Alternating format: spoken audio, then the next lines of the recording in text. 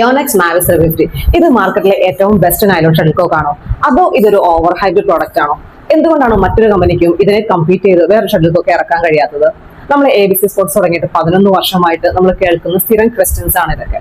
അപ്പൊ ഇന്ന് മാവിസ് 350യെ കുറിച്ചുള്ള ഒരു കംപ്ലീറ്റ് വീഡിയോ ആണ്. കുറച്ച് ലെങ്തി വീഡിയോ ആണ്, എന്നാലും ഇത് കാണുന്നതിലൂടെ നിങ്ങളുടെ മാവിസ് 350യെ കുറിച്ചുള്ള ഏകദേശം എല്ലാ ഡൗട്ട്സും ക്ലിയർ ആകും. അപ്പോൾ വീഡിയോ സ്കിപ്പ് ചെയ്യാതെ എല്ലാവരും ഒന്ന് കാണാൻ ശ്രമിക്കണേ. 1990കളുടെ ആദ്യഘട്ടത്തിലാണ് മാവിസ് 350 ലോഞ്ച് ചെയ്യുന്നത്.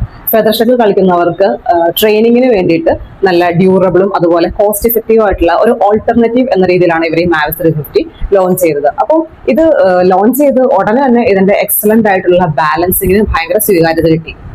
ജപ്പാനിൽ മാത്രം മാനുഫാക്ചർ ചെയ്യുന്ന മാവിസ് 350 ലോകത്തെ ഏറ്റവും കൂടുതൽ ഉപയോഗിക്കുന്ന രാജ്യം ഇന്ത്യയാണ്.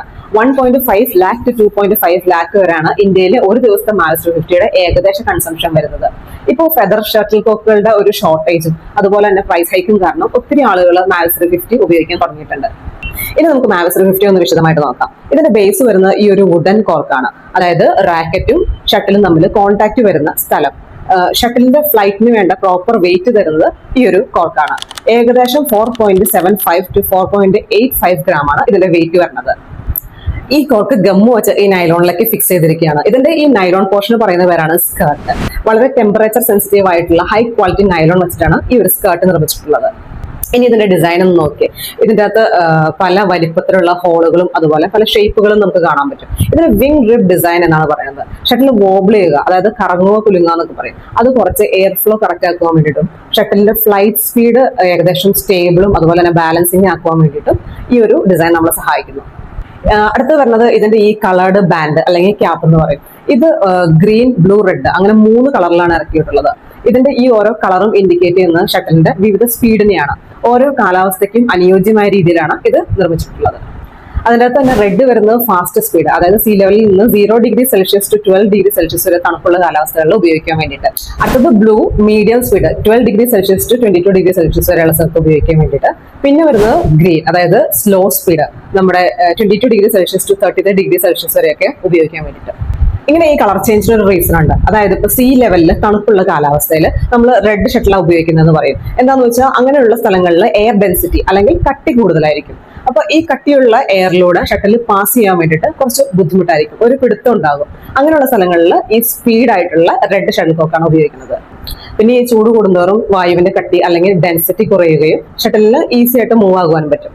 എന്നാൽ ഹൈ ആൾട്ടിറ്റ്യൂഡ്, അതായത് സീ ലെവലിൽ നിന്ന് ഉയർന്ന ഏരിയകൾ, അങ്ങനെയുള്ള സ്ഥലങ്ങളിൽ തണുപ്പ് കൂടുതലായിരിക്കും, പക്ഷെ എയറിന്റെ ഡെൻസിറ്റി അല്ലെങ്കിൽ കട്ടി കുറവായിരിക്കും. അങ്ങനെയുള്ള സ്ഥലങ്ങളിൽ നമ്മൾ ഗ്രീൻ അല്ലെങ്കിൽ സ്ലോ സ്പീഡ് ഷട്ടിൽ കോക്കാണ് ഉപയോഗിക്കുന്നത്.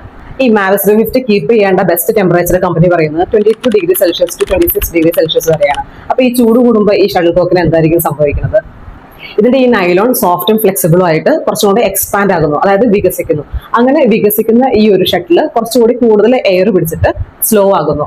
മീൻസ് ചൂട് കാലാവസ്ഥയിൽ ഷട്ടിൽ കൂടുതൽ സ്ലോ ആകും. അങ്ങനെയാണ് ഇതിന്റെ ഒരു മാനുഫാക്ചറിങ് വന്നിട്ടുള്ളത്. പിന്നെ ഈ 3 കളർ നമ്മളുടെ ഏക വ്യത്യാസം എന്ന് പറഞ്ഞാൽ ഇതിന്റെ ഈ സ്കേർട്ടിന്റെ ഒരു തിക്നെസ്സിലുള്ള ഒരു വ്യത്യാസം മാത്രമാണ്. എന്തുകൊണ്ടായിരിക്കും മാവിസ് 350 ഉള്ള ഒരു ഷട്ടിൽ കോക്ക് മറ്റൊരു കമ്പനിക്ക് നിർമ്മിക്കാൻ പറ്റാത്തത്? യോനെക്സിന്റെ ജപ്പാൻ പ്ലാന്റിൽ മാത്രമാണ് ഇവരിത് നിർമ്മിക്കുന്നത്. ഓരോ ലോട്ട് പ്രൊഡക്ഷനിലും അവരുടെ ക്വാളിറ്റി ചെക്കിങ് കഴിഞ്ഞ് വളരെ പെർഫെക്റ്റ് ആയിട്ടാണ് ഇവരിത് ഇറക്കുന്നത്. പിന്നെ യോനെക്സ് ഇതിന്റെ ഈ സ്കേർട്ടിന്റെ വിങ് റിബ് ഡിസൈന് പേറ്റന്റ് എടുത്തിട്ടുണ്ട്. ഇതിന്റെ ഈ ഒരു ഹോൾസിന്റെ എണ്ണവും അതുപോലെ തന്നെ ഈ ഷേപ്പും ഒക്കെ വെച്ചിട്ടാണ് യോനെക്സ് ഇതിന് പേറ്റന്റ് എടുത്തിട്ടുള്ളത്. അപ്പൊ മറ്റൊരു കമ്പനിക്കും ഇത്ര ഈ ഒരു ഹോൾ ഇതേ ഡിസൈനിലോ അല്ലെങ്കിൽ ഇതേ വലിപ്പത്തിലോ ഇറക്കാൻ സാധിക്കില്ല. ഇതിന്റെ ഫ്ലൈറ്റിന് അതുകൊണ്ട് തന്നെ വ്യത്യാസം ഉണ്ടാവും. യോനെക്സിന്റെ മറ്റൊരു മാനുഫാക്ചറിങ് സീക്രട്ട് ആണ് ഇതിന്റെ ഈ സ്കേർട്ടിന്റെ നൈലോൺ മിക്സ്, നൈലോൺ പ്ലാസ്റ്റിസൈഡ് മിക്സ്. പിന്നെ ഇതിന്റെ ഈ കോക്കിന്റെ ഗമ്മും പ്രത്യേകതയുണ്ട്. 350 റാക്കറ്റിൽ തട്ടി തിരിഞ്ഞു വരുന്ന സമയം അതിന്റെ ഒരു റിക്കവറി ടൈം വരുന്നത് 0.02 സെക്കൻഡ് ആണ്. മറ്റുള്ള കമ്പനികൾ ഇറക്കിയതിൽ 0.028 സെക്കൻഡ് മുതൽ 0.3 സെക്കൻഡ് വരെയൊക്കെയാണ് വന്നിട്ടുള്ളത്. ഇങ്ങനെ ജപ്പാൻ മാനുഫാക്ചറിംഗ് യൂണിറ്റുകളിൽ കണ്ടീഷൻഡ് ആയിട്ടുള്ള പ്ലാന്റുകളിൽ ക്വാളിറ്റി ചെക്കിംഗ് കഴിഞ്ഞിറങ്ങുന്ന ഈ ഒരു മാവിസ് 350 നമ്മുടെ കൈകളിൽ എത്താൻ വേണ്ടിയിട്ട് ഏകദേശം 30 to 60 ദിവസം എടുക്കും. ഇതിന്റെ ഈ സപ്ലൈ ചെയിൻ കൂടുതലും ഷിപ്പ് ആൻഡ് ഷിപ്പ് കണ്ടെയ്നേഴ്സിലായിരിക്കും വരുന്നത്. അപ്പൊ ഇതിന്റെ ചൂടുള്ള കാലാവസ്ഥകളിൽ ഈ കണ്ടെയ്നേഴ്സിന്റെ ഉള്ളിൽ ശരാശരി ചൂട് എന്ന് പറയുന്നത് ഏകദേശം 60°C to 70°C വരെ ആയിരിക്കും. അതായത് ഒരു ഓവൻ ഇഫക്റ്റ് ആയിരിക്കും അതിന്റെ ഉള്ളിൽ ഉണ്ടാവുക. അങ്ങനെ വളരെ കണ്ടീഷൻഡ് ആയിട്ടുള്ള ഒരു എയറിൽ നിന്ന് പെട്ടെന്ന് ഈ ചൂടിലേക്ക് വരുമ്പോൾ ഇതിന്റെ ഈ സ്കേർട്ടിന് സ്റ്റിഫ്നെസ് അല്ലെങ്കിൽ ഈ കോർക്കിന് ഡ്രൈനെസ് പിന്നെ അതിന്റെ ഒരു ഗമ്മ് എല്ലാത്തിനും ഇത് ബാധിച്ചിട്ടുണ്ടാവും. ഇങ്ങനെ ഈ കണ്ടെയ്നേഴ്സിൽ വരുന്ന ഈ ഷട്ടിൽ കോക്കുകൾ കൺസൈൻമെന്റ് ഒക്കെ ക്ലിയർ ചെയ്ത് ഇന്ത്യയിലെ സൺറൈസിന്റെ ഡൽഹി അല്ലെങ്കിൽ ഹരിയാന ഗോഡൌണുകളിലേക്കാണ് പോകുന്നത്. ഇങ്ങനെ വരുന്നത് ഇത് ഭയങ്കര ഫാസ്റ്റ് മൂവിംഗ് ആയിട്ടുള്ള ഐറ്റം ആയതുകൊണ്ട് തന്നെ എത്തി 1-2 ദിവസത്തിനുള്ളിൽ ഡീലർമാരുടെ കയ്യിൽ ഇവർ എത്തിക്കാൻ വേണ്ടി ശ്രമിക്കും. അപ്പോഴും ഇത് ഈ വരുന്നതിന്റെ ഇടയ്ക്കുള്ള കൺസൈൻമെന്റിന്റെ റഫ് ഹാൻഡ്ലിങ്ങും അതുപോലെ തന്നെ പ്രഷറും എല്ലാം ഇതിനെ ബാധിച്ചിട്ടുണ്ടാകും. ഇങ്ങനെ നമ്മുടെ കയ്യിലിടുന്ന ഈ ഷട്ടിൽ കോക്കുകൾ നമ്മൾ ഉടനെ തന്നെ കളിക്കാൻ എടുക്കും. അപ്പൊ എന്താവും, ഇതിന്റെ പെർഫോമൻസ് മോശമായിരിക്കും. അപ്പൊ ഇതിനൊരു റെമഡി എന്ന നിലയ്ക്ക് കമ്പനി തന്നെ പറയുന്നത് എന്താണെന്ന് വെച്ചിട്ടുണ്ടെങ്കിൽ ഇത്രയും കാലാവസ്ഥ വ്യതിയാനങ്ങളൊക്കെ കഴിഞ്ഞു വരുന്ന ഈ ഒരു ഷട്ടിൽ കോക്ക് ഒരു 72 hours റിക്കവറി ടൈം, അതായത് അതിന്റെ പൂർവ്വസ്ഥിതിയിലേക്ക് എത്താൻ വേണ്ടിയിട്ട് 72 hours നമ്മളത് കീപ്പ് ചെയ്യണം എന്നാണ് പറഞ്ഞത്. Conditioned air 22 degrees Celsius to 27 degrees Celsius conditioned എയറിൽ നമ്മൾ ഇതൊന്ന് കീപ്പ് ചെയ്യണം എന്നാണ് കമ്പനി പറയുന്നത്. അതും ഇങ്ങനെ സ്റ്റാൻഡിങ് പൊസിഷനിൽ തന്നെ വെക്കണം. ബാരൽ ഒരിക്കലും ഇങ്ങനെ ചെരിച്ചിടാനും പറ്റില്ല. പലപ്പോഴും ഇങ്ങനെ ചൂടുള്ള കാലാവസ്ഥകൾ നമ്മൾ കണ്ടുവരുന്ന ഒരു പ്രവണതയാണ് ഈ ഷട്ടിൽ കോക്ക് എടുത്തിട്ട് ഫ്രിഡ്ജിൽ വെക്കുന്നത്. അത് ആക്ച്വലി ഈ കോക്കിനെ ഒന്നും കൂടെ ഒരു ഡാമേജിലേക്ക് കൊണ്ടുപോകുള്ളൂ. ജലാംശം കാരണം ഇതിന്റെ ഈ കോക്ക് ഡാമേജ് ആകും, അതുപോലെ തന്നെ ഈ നൈലോൺ സ്റ്റിഫ് ആവുകയും ചെയ്യും. അപ്പം ഈ ഫ്രിഡ്ജിൽ വെക്കുന്നതിനേക്കാൾ എപ്പോഴും AC റൂമിൽ ഈ കമ്പനി പറയുന്ന റിക്കവറി ടൈം കീപ്പ് ചെയ്തൊന്ന് വെക്കുന്നതായിരിക്കും നല്ലത്. ലോകത്തിലെ ആദ്യമായിട്ട് ഇത്രയും ക്വാളിറ്റിയിൽ നൈലോൺ ഷട്ടിൽ കോക്ക് ഇറങ്ങുന്നത് യോനെക്സ് തന്നെയാണ്. ക്വാളിറ്റിയും ബജറ്റ് ഫ്രണ്ട്ലിയും കൂടെ ആയപ്പോൾ ഇത് ലോഞ്ച് ചെയ്ത് ഉടനെ തന്നെ ഭയങ്കര അക്സെപ്റ്റൻസും അതുപോലെ തന്നെ ഇതൊരു സ്റ്റാൻഡേർഡൈസേഷനായി മാറി. അപ്പോൾ പ്ലേയേഴ്സിന്റെ മസിൽ മെമ്മറി ഇതിന്റെ സ്പീഡും ഫ്ലൈറ്റുമായിട്ട് ട്യൂൺഡായി ഫിക്സ് ആയി നമുക്ക് പറയാം.